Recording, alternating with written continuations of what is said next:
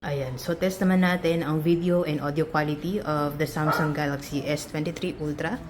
I'm using the default setting of the video and also the default mic of this phone. So, labas tayo. Ayan, so, you can zoom in and zoom out from 0.6, 1x, 2x, 3x, 10x, up to 20x. Ayan, so pwede mo rin siyang i-manually zoom in and zoom out. Ayan, so balik tayo sa 1x. Try natin maglakad.